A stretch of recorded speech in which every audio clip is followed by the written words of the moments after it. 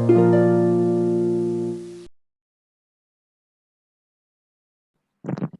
us pray. Gracious, loving Heavenly Father, we come to your throne of grace. We thank you for this time that you have given to us. But thank you for the opportunity that you have given to me to share the living word of God. We thank you and praise you for the heart that you have for each one of us to serve you. We pray for Dauntless Pulpit, Lord, for the ministry that they are doing to reach the unreached. We ask your presence, we ask your guidance, we ask your hand upon each one of us that we will only do what we are supposed to do. Committing this time and all of us who is listening to this sermon may be blessed and grow more in you. Committing myself and Joel Christian and all of us into your mighty care. I ask this prayer in the most mighty and the precious name of our Lord and Savior Jesus Christ. Amen. The scripture portion for today is taken from the book of Genesis, chapter 3, verse 19. शास्त्र पाठ जो है वो उत्पत्ति की पुस्तक 3 अध्याय और 19वें पद में से लिया गया है। By the sweat of your brow will you have food to eat until you return to the ground from which you were made. For you were made from dust, and to dust you will return. For you were made from the dust, and to dust you will return. प्रभु का वचन उत्पत्ति का पुस्तक 3 अध्याय 19वें पद में इस प्रकार लिखा है, और अपने माथे के पसीने की रोटी खाया करेगा और अंत में मिट्टी में मिल जाएगा, क्योंकि तू उसी में से निकाला गया है। तू मिट्टी तो है और मिट्टी में ही फिर मिल जाएगा। तू मिट्टी तो है और मिट्टी में ही फिर मिल जाया करेगा।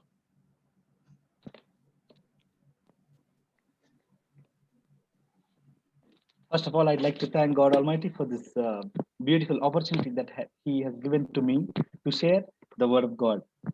सर्वप्रथम मैं परमेश्वर का धन्यवाद करना चाहता हूं कि ये सुनहरा अवसर उन्होंने मुझे प्रदान किया कि आपके मध्य में प्रभु के वचन में से मैं बांट सकूं। I feel blessed to speak to the dauntless pulpit. और सचमुच में मैं आशीषित महसूस कर रहा हूं जब मैं dauntless pulpit के माध्यम से आपके मध्य में बात कर रहा हूं। I keep seeing the sermons that Brother Joel keeps sharing with me. और मैं निरंतर dauntless pulpit के ऊपर जो अलग-अलग संदेश को बांटा जाता है उसको मैं देखता रहता हूं। I thank Brother Joel on behalf of my church and my ministry. मेरी कलीसिया और मेरी सेवकाई की ओर से हम इस माध्यम का धन्यवाद करना चाहते हैं। The scripture that has been read before us is very common to each one of us. ये जो शास्त्र पाठ हमने जो आज पढ़ा वो हम सबके लिए बहुत ही सामान्य है, हम इसे पढ़ते रहते हैं। We generally speak or we generally ponder upon this text during the time of memorial, during the time of funeral, or during the time of sorrow. हम देखते हैं कि दुख के समय में यदि किसी हमारे प्रियजन ने हमारे मध्य में से विदाई ली हो, वैसे समय में हम इन मननों पर, इन शास्त्र पाठों पर हम मनन करते हैं। Why is ash so important in our life? हमारे जीवन के अंदर ये जो राख है या फिर ये मिट्टी जो है ये इतनी महत्वपूर्ण क्यों है? Why do we ponder upon this Ash Wednesday so much in our Christian ministry or Christian life? और हमारे मसीह सेवा कार्य में, मसीह जीवन के अंदर हम इस राख के बुधवार के ऊपर क्यों मनन करते हैं? Friends, as we are in the Lenten season, मित्रों, जब अभी हम ये लेंट सीजन में से गुजर रहे हैं, we think this season is a time of sorrow. हम ये मानते हैं शायद कि ये जो पूरा सीजन है, ये जो पूरा समय है, ये दुख का समय है। We think that this season we should not be happy. हम ऐसा मान लेते हैं कि ये सीजन के अंदर, इस समय के अंदर हमें खुश नहीं होना चाहिए। We think we sometimes feel like whatever we are doing, we feel to punish ourselves. और हम जो भी कुछ भी करते रहते हैं इस समय के अंदर, हम ऐसे सोचते हैं कि हमें अपने आप को शिक्षा करने की जरूरत है। But I say the Lenten season is more important than the season of Christmas. परंतु मैं आपको आज कहना चाहता हूं कि ये जो लेंट की जो सीजन है वो क्रिसमस से भी ज्यादा महत्वपूर्ण है। Before we go into the meditation, let us look to God in prayer and ask His guidance. आइए हम आगे मनन में बढ़ने से पहले परमेश्वर की अगुवाई मांगे और उनसे सहाय मांगे। Gracious, loving Heavenly Father, we come to your throne of grace once again. We thank you for this time, Lord. As I speak, let the words of my mouth and the meditation of our hearts be acceptable to you, our rock and our redeemer. Amen. I am a cricket fan. मुझे cricket बहुत पसंद है I watch all different type of cricket series. और मैं हर एक प्रकार की जो क्रिकेट की सीरीज है उन सबको मैं देखता हूँ। To a cricket lover, the Ashes series is one of the most awaited season for him. और किसी भी क्रिकेट के चाहक के लिए एशेस जो सीरीज है ये सबसे ज्यादा कोई भी चाहक उसकी सबसे ज्यादा राह देखता है आने की। The series between the England and Australia. ये श्रेणी जो है वो इंग्लैंड और ऑस्ट्रेलिया के बीच में खेली जाती है This is viewed all around the world. और ये पूरे विश्व भर में देखी जाती है। Why did they name the series as Ashes?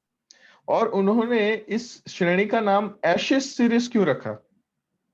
When I was going through the history of the Ashes, जब मैं इस एशेस सीरीज के इतिहास को पढ़ रहा था in the year 1882, और 1882 के साल में the England were defeated in England by Australia. हम वहां पर देखते कि उस समय में इंग्लैंड को ऑस्ट्रेलिया ने इंग्लैंड में हराया था। Friends, we all know that cricket was discovered by English. हमें सबको पता है कि क्रिकेट खेल की शुरुआत ही इंग्लिश लोगों ने की थी। For the first time, they were defeated in their own land, Oval. और वहां पर हम देखते हैं कि सबसे पहली बार उनके खुद के जमीन में ही उनकी खुद की जगह पे उनको पराजित किया गया था। The next day, the newspaper, they have put an obituary.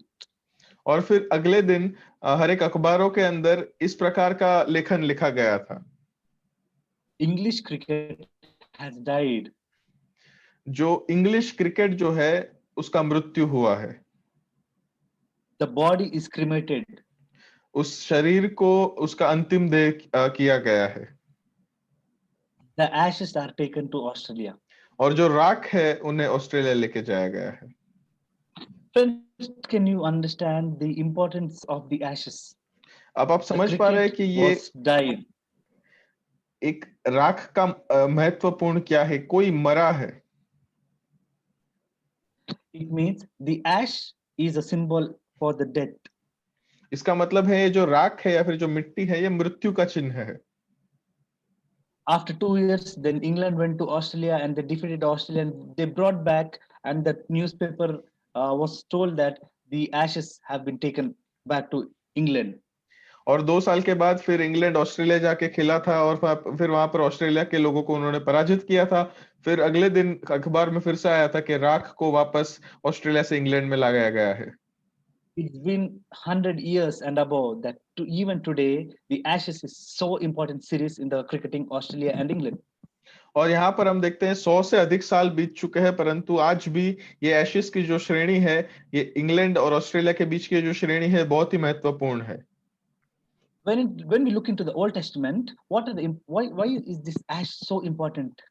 पुराने नियम का अगर हम अभ्यास करें तो ये राख वहां पर क्यों महत्वपूर्ण है? When we see in the book of Jonah, chapter 3, verse 6, यहाँ पर हम देखते हैं यूना की पुस्तक उसका 3रा अध्याय और 6वां पद। Here we see when Jonah goes to Nineveh and he repents, and when he says to the people, they repent with they sat in the ashes and they started to repent themselves. और वहां पर लिखा है कि तब वह समाचार निनवे के राजा के कान में पहुंचा और उसने सिंहासन पर से उठ अपना राजकीय ओढ़ना उतार कर टाट ओढ़ लिया और राख पर बैठ गया। He stood from his throne and put a sackcloth and sat in the ashes and started to weep. और वहां पर लिखा है कि वो अपने सिंहासन पर से उठ गया और उसने टाट ओढ़ लिया और फिर राख पर बैठकर वो विलाप करने लगा। The whole country started to weep and to start to ask forgiveness from the Lord. और पूरा निनवे का देश जो है वो राख पर बैठकर फिर वो परमेश्वर से माफी की याचना करने लगा। We see the grace of God and God forgives their sins. और यहाँ पर हम परमेश्वर के अनुग्रह को देखते हैं क्योंकि परमेश्वर जो है उनके पाप की क्षमा उनको देते हैं। Our body is a sinful body. We were born in sin. हम जो है पाप में जन्म लिया था, इसलिए हमारा जो शरीर दैहिक शरीर है वो पापी है। Because of one person, the sin has entered into this world. एक व्यक्ति Yeah, के please. एक व्यक्ति के पाप की वजह से हम देखते हैं कि पाप इस संसार में प्रवेश हुआ था। No one in this world is pure. No one in this world is just. No one in this world is sinless. और इस संसार में कोई शुद्ध नहीं है, इस संसार में कोई न्यायी नहीं है, और इस संसार में कोई अच्छा नहीं है। Everybody is a sinner हर एक व्यक्ति पापी है, except the Lord and Savior Jesus Christ. परंतु यीशु मसीह हमारे उद्धारकर्ता के अलावा। Lot of times we as Christians think, I have not done any sin, why should I repent? और काफी बार हम मसीह लोग ऐसे बोलते हैं, ऐसे मानते हैं कि मैंने कोई पाप नहीं किया तो मुझे पश्चाताप की क्या आवश्यकता है। I have not done any mistake. I'm born Christian. I मैंने was कोई born in गलती a नहीं Christian की, मैं तो family. जन्म से ही मसीही हूं। But my dear friends, the Bible says no one is pure. No one is holy except the Lord and Savior Jesus Christ. और परंतु बाइबल मेरे प्यारे मित्रों कहता है कि कोई शुद्ध नहीं है, परमेश्वर हमारे प्रभु के अलावा और कोई पवित्र नहीं है। We all are fallen short of the glory of God. हम सब परमेश्वर की महिमा में अधूरे हैं।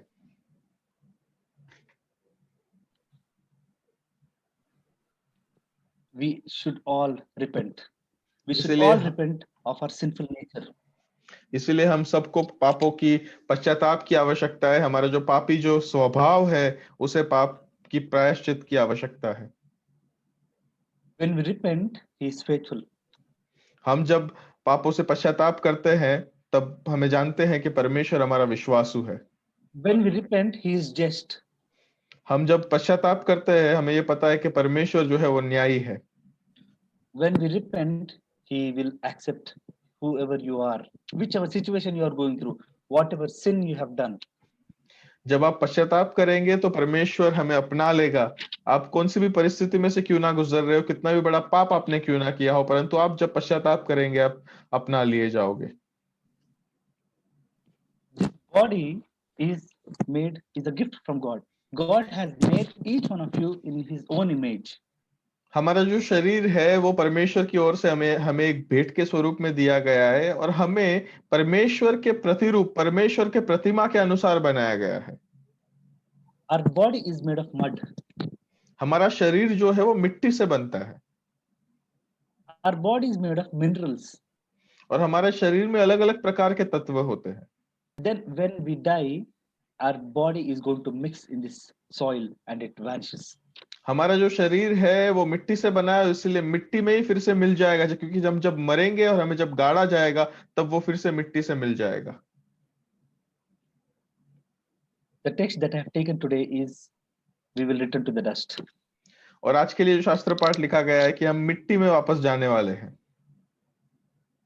Today is a memorial service for each one of you, to you and to me. आज जो है हम प्रत्येक के लिए ये हमारी अंतिम क्रिया की जो सभा होती है वो है। The memorial service where you are dying as a sinner and resurrecting as a son of God. एक ऐसी सभा जिसके अंदर आप एक पापी की तरह आप मृत्यु पा रहे हैं और एक परमेश्वर के पुत्र के जैसे आप जीवित हो रहे हैं। Isn't it wonderful? क्या ये अद्भुत बात नहीं है? How is our spiritual life today in this Lent? और इस लेंट के सीजन के अंदर हमें देखना चाहिए कि हमारा आत्मिक जीवन कैसा है।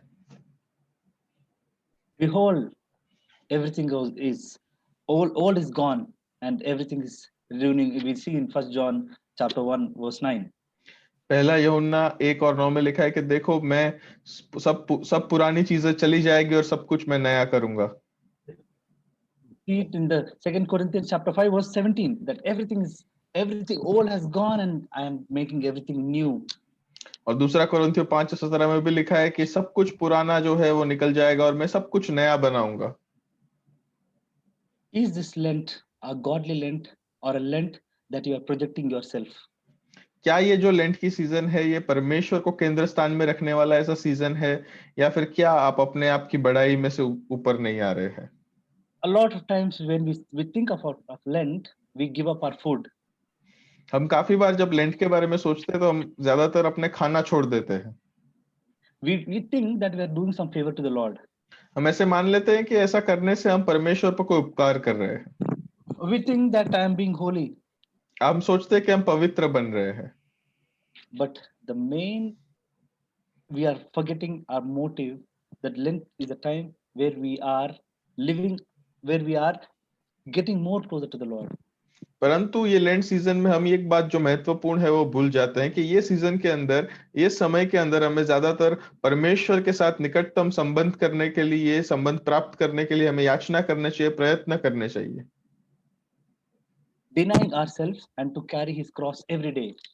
कि हम स्व नकार करें और हर दिन अपने क्रूस को उठाकर हम चले। We stay holy for 40 days without any mistakes. हम ये 40 दिनों तक ऐसा प्रयत्न करते हैं कि कोई पाप ना करे, कोई गलती ना करे और पवित्र बने रहे। After Easter, we live in our old lifestyle. परंतु फिर पुनरुत्थान दिन के बाद हम देखते हैं अपने पुराने जीवन शैली में हम वापस चले जाते हैं। Is this the real Christianity that you and I are doing? Is क्या this ये what such God has told us to do? क्या ये सच्ची मसीहत है जो हम कर रहे हैं? क्या परमेश्वर ने हमें ऐसा करने के लिए कहा है? Friends, we have to ponder upon ourselves. हमें In अपने आप Indian के culture, जीवनों पर विचार करने की आवश्यकता है। ashes play a main in Indian culture. We see ashes in different uses. हम भारतीय संस्कृति में भी देखते हैं कि राख का उपयोग अलग अलग रीति से अलग अलग जगहों पर किया जाता है। In villages, the ash is used to clean the utensils. हम देखते हैं राख का उपयोग या फिर मिट्टी का उपयोग गांव में जो है वो बर्तनों को मांजने के लिए किया जाता है। You know, the dirt is gone and the vessels keep shining.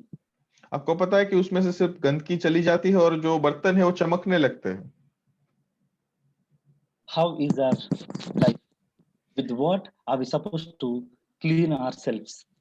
हमारे जीवन कैसे है? हमें किस चीज से अपने जीवन को साफ करने की जरूरत है?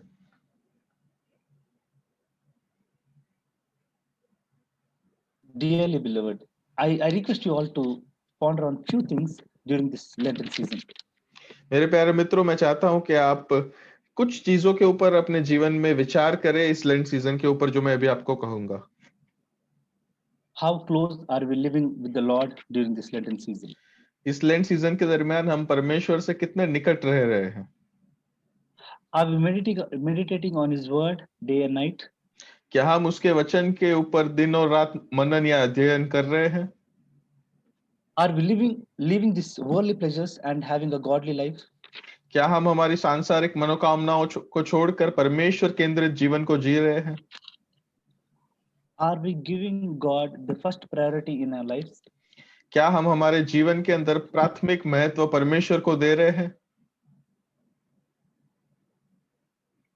We can take all the sinful things, but if you're not giving our heart to the Lord, हम सब कुछ if we कर are not सकते हैं, giving परंतु our, हम अगर यदि हमारे हृदय को परमेश्वर को नहीं सौंपते हैं and we are not living what God is telling us, तो फिर हम परमेश्वर के अनुसार हमारे जीवनों को नहीं जी रहे। God is asking your heart. परमेश्वर आपसे आपका हृदय चाहता है। God is standing in front of our heart and knocking. If anyone who is listening to His voice and opens the door, is ready to dine with each one of us. परमेश्वर जो है हमारे हृदय के दरवाजे के बाहर खड़ा रहकर दरवाजे को ठोकर दे रहा है। जो कोई भी उस आवाज को सुनकर दरवाजा खोलेगा और उसे भीतर बुलाएगा तो परमेश्वर उनके साथ मेजबानी करना चाहते हैं। Are we allowing God to come into our lives? क्या हम परमेश्वर को अनुमति दे रहे हैं कि वो हमारे जीवन में आए? He sent His only begotten Son for you and me, that no one will perish. उन्होंने अपने इकलौते पुत्र को और मेरे और आपके लिए दे दिया ताकि हम में से कोई नाश ना हो। It was not necessary for Jesus Christ to hang on the cross and die for you and me. परमेश्वर के लिए जरूरी नहीं था यीशु मसीह के लिए कि उस क्रूस पर क्रूसित हो और हमारे लिए प्राण दे अपना। He was sinless. वो तो पाप रहित था, He was blameless. वो निष्कलंक था। He did what all his God has told him to do. और परमेश्वर ने उसे जितना भी कहा सब कुछ उन्होंने किया। He took spat for you and me. उन्होंने मेरे और आपके लिए थूक का दुख और अपमान सहा। He was beaten for you and me. मेरे लिए वो मारा गया था। It was not necessary for him to do. उसे ये करने की जरूरत नहीं थी। Dearly beloved, one day we are all going to die. प्यारे प्रियजनों, एक दिन हम सब मरने वाले हैं। Nobody is eternal in this life.